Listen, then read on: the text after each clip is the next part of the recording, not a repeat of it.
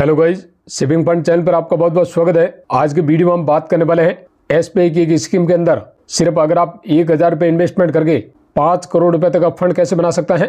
क्योंकि दोस्तों काफी सारे लोगों का एक कॉमन कमेंट आ रहा था कि सर यहाँ पर एसबीआई की कोई ऐसी स्कीम बताओ जिसमें 1000 रुपये मंथली इन्वेस्टमेंट करने से एक बड़ा फंड बन जाए। तो दोस्तों ये वीडियो आज आपके लिए काफी इंपॉर्टेंट होने वाला है, क्योंकि आप जहाँ पर भी काम कर रहे हैं, कोई भी जॉब कर रहे हैं और आपकी सैलरी 15,000, 20,000 या 25-30,000 के आसपास है और उसमें से घर के सारे खर्चे वगैरह निकालने के बाद क्या आप मात्र 1000 रुपये बचत कर सकते हैं।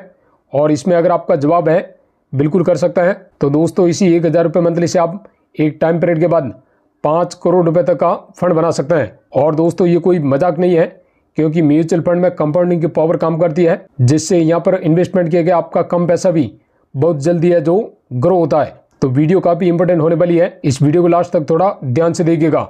चलिए शुरू करते हैं। साथ ही दोस्तों वीडियो को भी एक लाइक कर दीजिए।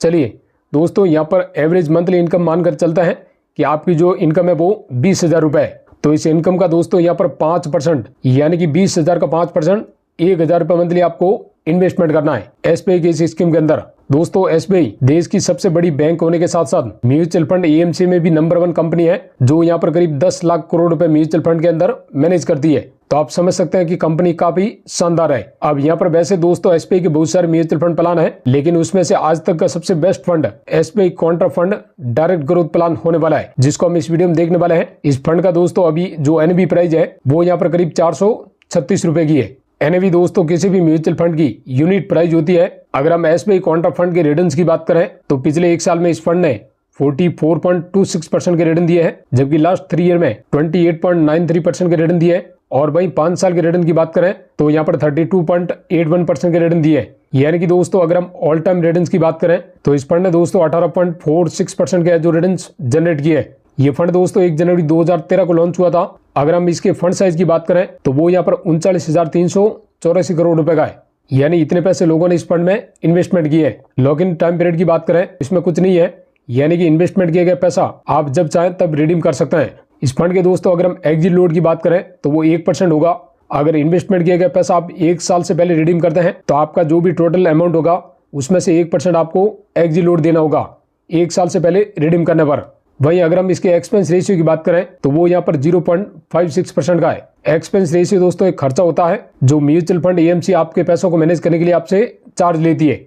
अब यहाँ पर दोस्तों अगर आप इस फंड के अंदर लमसम इन्वेस्टमेंट करना चाहें तो मिनिमम 5,000 रुपये लमसम इन्वेस्टमेंट कर सकता है और मैक्सिमम की यहाँ पर कोई भी लिमिट नहीं है। जबकि अगर आप मंथली वाइज एसआईपी करना चाहता है तो मिनिमम 500 रुपये की मंथली एसआईपी कर सकता है। अगर हम दोस्तों एसबीआई कॉन्ट्रा फंड के फंड मैनेजमेंट की बात करें तो यहाँ पर 2 फंड मैनेजर हैं, दिनेश बालचंद्रन और प्रदीप केसवन, जो कि दोस्तों दोनों मैनेजर काफी एक्सपीरियंस है, यानी कि स्टॉक मार्केट का काफी तगड़ा नॉलेज है इनके पास। इसलिए दोस्तों एसबीआई कॉन्ट्रा फंड काफी बढ़िया परफॉर्म कर रहा है। सबसे इंपॉर्टेंट दोस्तों यहाँ पर बात करें होल्डिंग्स की, यानी कि आप जो पैसा इस फंड के अंदर इन्वेस्टमेंट करेंगे तो ये फंड स्टॉक मार्केट में कौन कौन सी कंपनीज के अंदर आपका पैसा लगेगा। तो आप यहाँ पर देख सकते हैं इंडिया की टॉप कंपनीज है, जिसमें यहाँ पर टॉप 10 में HDFC bank, bank Nifty, GAIL India limited, tech Mahindra, Kotak Mahindra bank, Indus tower, Whirlpool of India, इसके अलावा रिलायंस इंडस्ट्रीज, आईटीसी लिमिटेड और स्टेट बैंक ऑफ इंडिया जैसी जो टॉप कंपनीज हैं उनके अंदर आपका पैसा इन्वेस्टमेंट होगा। तो आप देख सकते हैं इंडिया की टॉप कंपनीज है, काफी बढ़िया परफॉर्म कर रही है।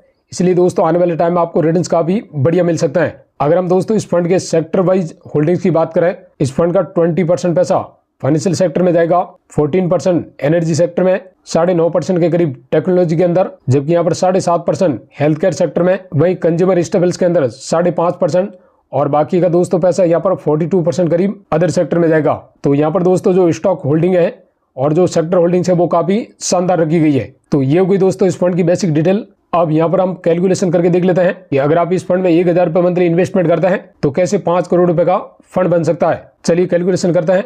तो मान लीजिए आप 1000 रुपये की मंथली एसआईपी कर रहे हैं, रिटर्न्स ऑल टाइम के हमने देखे 18.46% के हैं, बट हम आने वाले टाइम में सिर्फ 18% का रिटर्न एक्सपेक्ट करते हैं। तो यहाँ पर दोस्तों 10 साल के टाइम पीरियड में आपके 1000 रुपये मंथली इन्वेस्टमेंट के थ्रू 1,20,000 आपका इन्वेस्टमेंट होगा और उस पर 18% रिटर्न के हिसाब से 2,16,258 रुपए का एस्टिमेटेड रिटर्न मिलेगा। यानी आपका इन्वेस्टमेंट मिलाकर टोटल वैल्यू होगी 10 साल में वो 3,36,258 रुपए।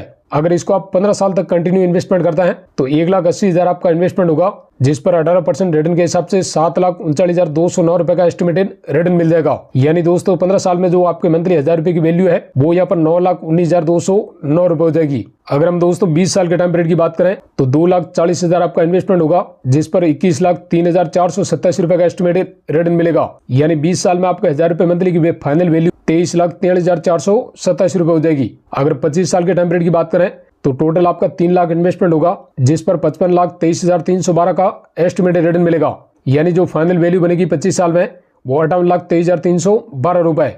वही मान लीजिए अगर आप आज 1,000 रुपए स्टार्ट करते हैं और आने वाले 30 साल तक कंटिन्यू 1,000 रुपए मंथली जमा करते जाते हैं तो 3,60,000 टोटल आपका इन्वेस्टमेंट होगा, जिस पर जो एस्टिमेटेड रिटर्न मिलेगा वो 1,39,65,289 रुपए का। यानी जो फाइनल वैल्यू बनेगी 30 साल में वो 1,43,25,289 रुपए की। अब यहाँ पर आप देख सकते हैं, आपने मान लीजिए 25 साल की एज में इन्वेस्टमेंट शुरू किया, 30 साल तक आपने कंटिन्यू इन्वेस्टमेंट किया, तो जब आपकी एज 55 साल की हो जाएगी तब आपके पास देख सकते हैं दोस्तों यहाँ पर 1,43,00,000 रुपए का फंड बन जाएगा। अब यहाँ पर दोस्तों जो टोटल फंड है उसमें से उस समय आप 43 लाख रुपए निकाल कर है जो खर्च कर सकते हैं, आपके जरूरी काम में लगा सकते हैं। और उसके बाद आपके पास जो 1 करोड़ रुपए का फंड बचेगा, अगर उस फंड को लेकर यानी कि 1 करोड़ रुपए को लेकर आप लमसम में डाल देते हैं आने वाले 10 साल के लिए, तो दोस्तों 55 से लेकर 10 साल 65 साल की उम्र में 18% रिटर्न के हिसाब से आपके 1 करोड़ रुपए की वैल्यू सिर्फ 10 साल में यहाँ पर देख सकते हैं 5,23,38,356 रुपए हो जाएगी। यानी दोस्तों यहाँ पर सिर्फ 10 साल के अंदर आपका पैसा है वो 5.5 गुना करीब बढ़ जाएगा। अब इतना रिटर्न दोस्तों आपको ना तो किसी सेविंग अकाउंट मिलेगा और ना ही किसी एफडी स्कीम में। इसलिए दोस्तों यहाँ पर भले ही आप कम पैसे इन्वेस्टमेंट करें बट म्यूचुअल फंड के अंदर इन्वेस्टमेंट जरूर करें, क्योंकि दोस्तों म्यूचुअल फंड के अंदर पैसा भले ही आप कम इन्वेस्टमेंट कर रहे हैं लेकिन वहां पर आपको कंपाउंडिंग का पावर मिलता है। इसलिए दोस्तों आपको टाइम थोड़ा सा ज्यादा देना होता है जिससे आपको वहां पर कंपाउंडिंग का बेनिफिट मिल पाए।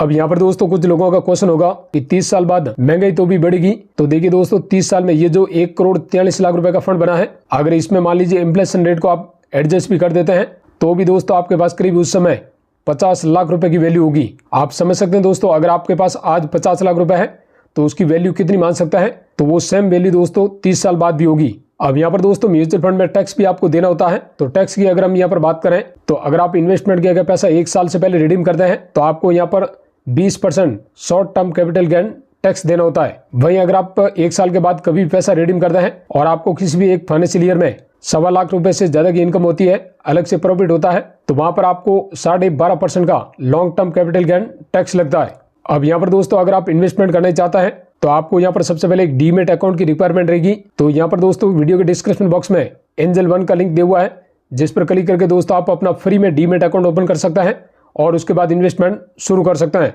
देखिए दोस्तों यहाँ पर मैंने जो फंड बताया एसपी कॉन्ट्रा फंड, ये फंड वेरी हाई रिस्क की कैटेगरी में आता है। इसने लॉन्ग टर्म में काफी बढ़िया रिटर्न दिए हैं 18.5% करीब, लेकिन म्यूचुअल फंड के अंदर दोस्तों फिक्स रिटर्न की कोई भी गारंटी नहीं होती है। तो आप यहाँ पर रिसर्च जरूर करें, या फिर अगर आप एक बिगिनर्स हैं तो सबसे पहले एक फाइनेंशियल एक्सपर्ट से एडवाइस लें, देन उसके बाद ही अपना पैसा इन्वेस्टमेंट करें। वीडियो ओनली एजुकेशन पर्पज के लिए है, आप इन्वेस्टमेंट करने से पहले एडवाइस जरूर लें।